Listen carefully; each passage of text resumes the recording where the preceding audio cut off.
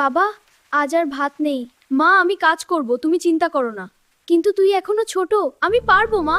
দেখো, সাবধানে যাস বাবা। এই গরিব ছেলে বড়লোক হবে নাকি? এই রাহুল, তাড়াতাড়ি চা দে, আর তাড়াতাড়ি কর।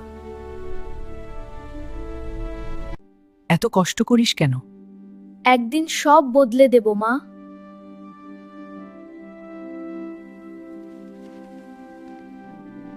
ফি দিতে না পারলে পড়াশোনা ছেড়ে দাও। সব যাও এখান থেকে।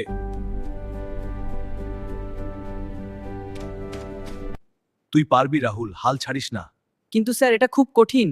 চেষ্টা করতে থাকো, তুমি পারবে। হ্যাঁ স্যার, এটা কাজ করছে, দেখলে? আমি জানতাম তুমি পারবে।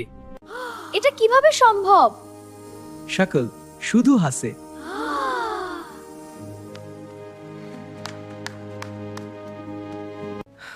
চাকরির খোঁজে শহরে যাচ্ছি, কষ্ট হলেও হাল ছাড়বো না। অনেক, কিন্তু আমি থামবো না।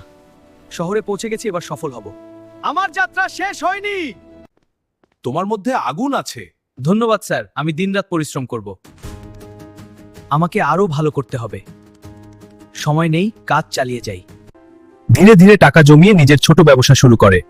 অনেক ঝুঁকি, কিন্তু আত্মবিশ্বাস, সঠিক পরিকল্পনা এবং কঠোর পরিশ্রম দিয়ে তোমার স্বপ্ন পূরণ করো।